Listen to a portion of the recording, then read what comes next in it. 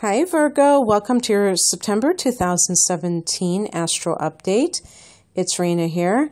So it's interesting that here you are, you have your solar return. I'm actually recording this in August. So for those of you who are listening in August, happy birthday. And just to let you guys know in that case that the sun goes into your sign on August 22nd, and in September it goes into your second house of earned income in the sign of Libra on September 22nd. And you have a new moon in your sign a couple of days before that on the 20th at a late degree of Virgo, 27 degrees to be exact. So that's very interesting because it's very late in the sign of Virgo before you have your new moon, almost at the end, and you have your solar return, but you also have Mercury turning direct on the 5th of the month. Now that is in your 12th house because it does dip back into Leo. It goes back into your sign where it first retrograded on the 9th of September, and then it goes back to the degree it was in before it retrograded on around, I would say, about the 19th or 20th. So right around that time, I think it's supposed to be like the 19th. So it's right around the time of that new moon in your sign. And this is important because not only are you ruled by Mercury itself, so you may be more sensitive to Mercury retrogrades, I don't know, but also because when it went retrograde, it was in Virgo, so it's kind of like coming full circle, and then you can really feel this sense of movement. So look to that time of that new moon to really start to rock and roll. Before then, you may be doing a little bit of catch-up. But one thing I like is that after Mercury goes direct on the 5th, even though it will be in your 12th house at that point, you have Mars going into your first house on the same day. So that means Mars is in your sign. Mars in the 12th house, which is happening in August into September, is really kind of a difficult place for Mars to be because the 12th house is a passive house. It's an inward-looking house. It's the house of mysticism, the house of past lives. It's not distinct. It's very, I am you as he is she and we are all together type of a vibe. So you have Mars, which is so active, it wants to do something. And it's kind of like, okay, well, let's meditate or let's astral project. And Mars is like, excuse me, because Mars wants to kind of do something in the physical dimension. And so Mars in your sign gives you a little bit of a boost.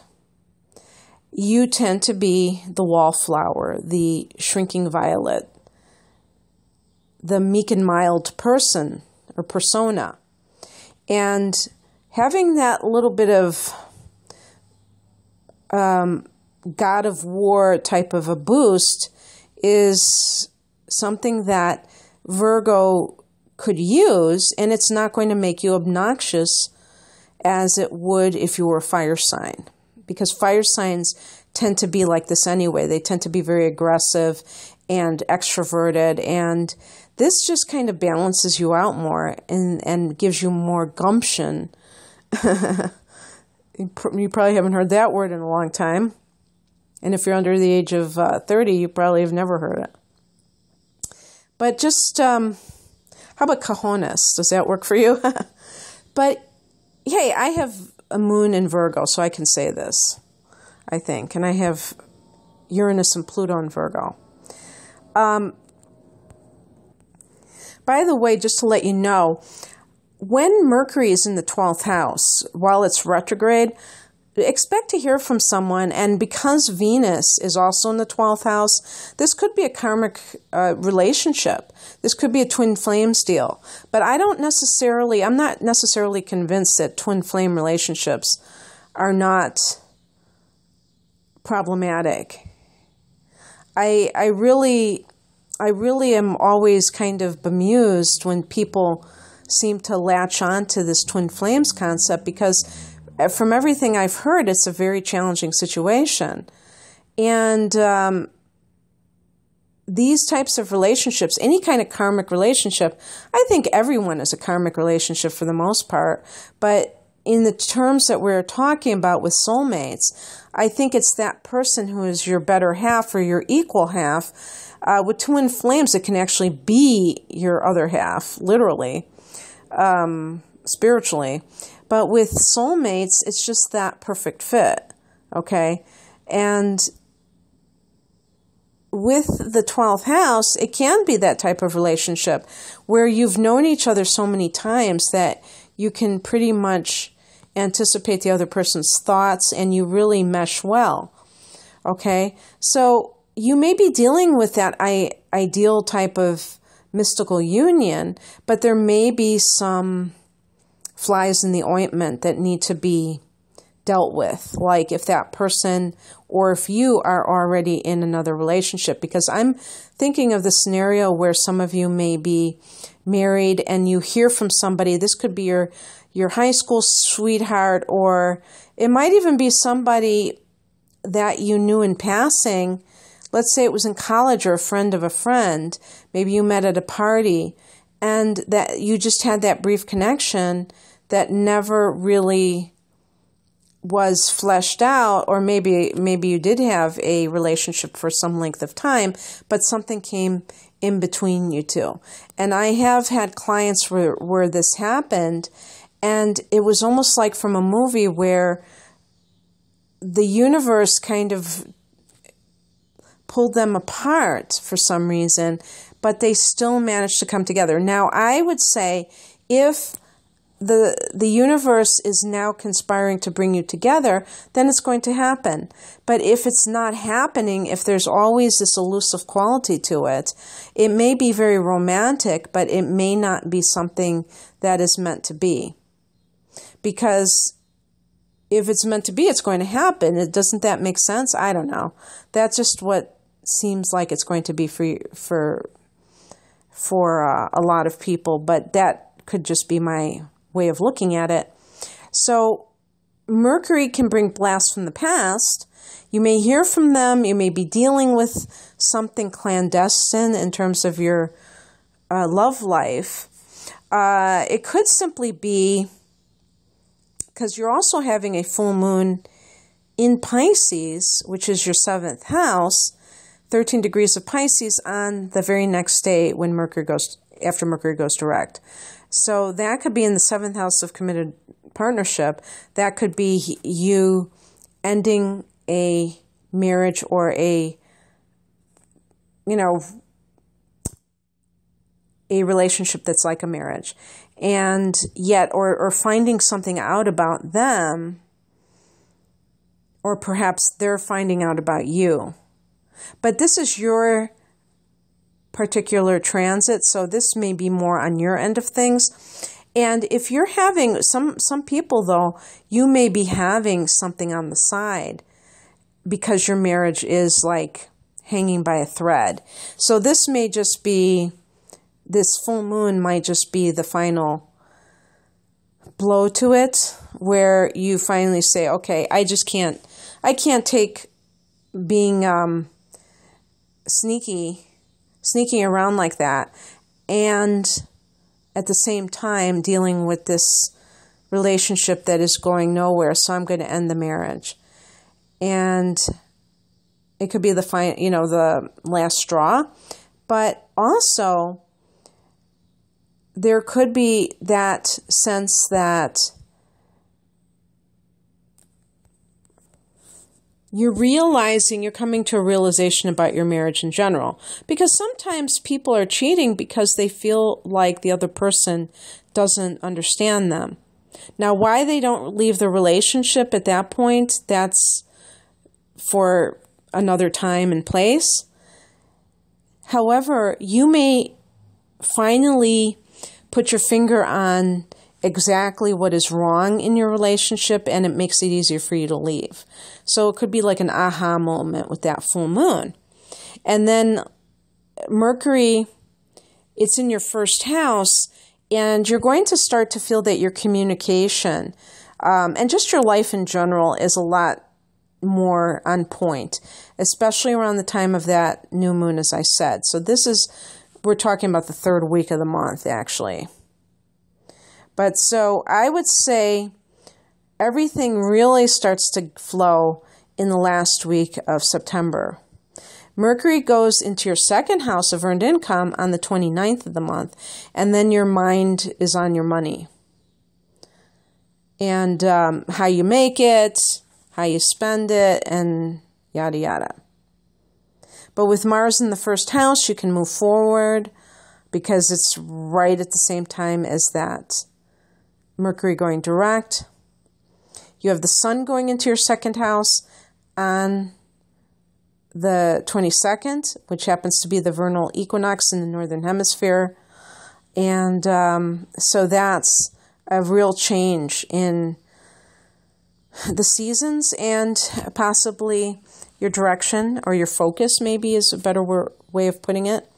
And so Venus goes into your first house on the 19th.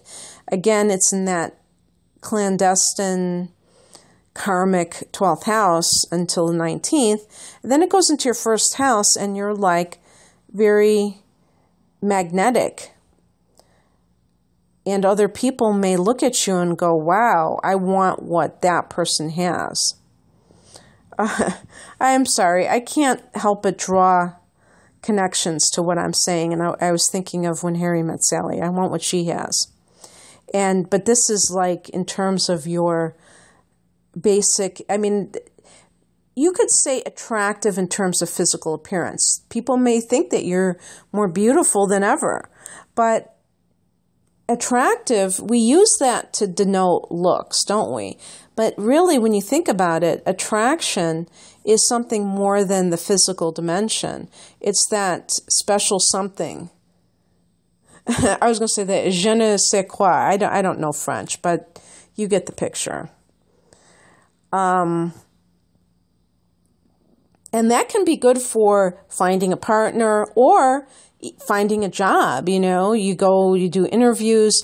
People go, wow, I like this person. This person really seems polished. They seem very charming. They, very polite. I really think we're going to hire this person. Or looking for love, as I say, or even promoting something that you're into. That may be business or pleasure. So, the new moon in your sign, just more indication of moving forward, more indication of a new 12-month cycle. This is the last month where, I should say too, it's your new moon wishes. Now that Mercury has gone direct, it's already regained its strength. Sow your seeds for the next year.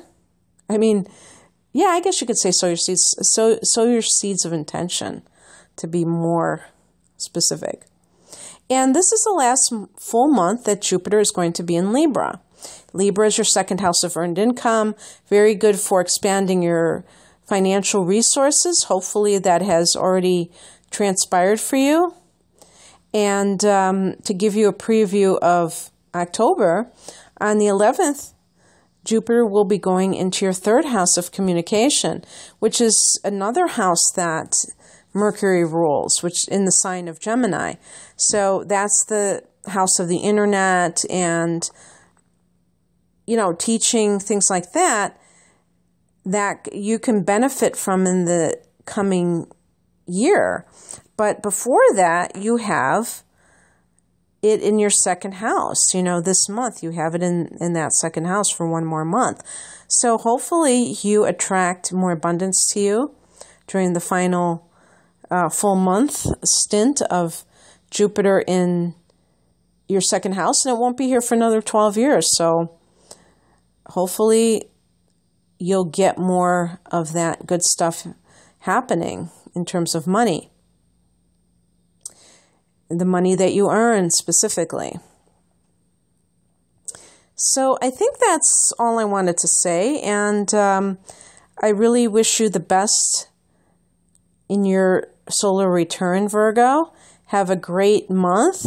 If you would like a private reading, I do have my natal chart interpretations on sale still, and it's an hour-long reading looking at highlights for the next 12 months for you, as well as just doing an analysis of your chart. And being a moon in Virgo, I really try to break it down for you. So anyway, good luck to you in September. Bye.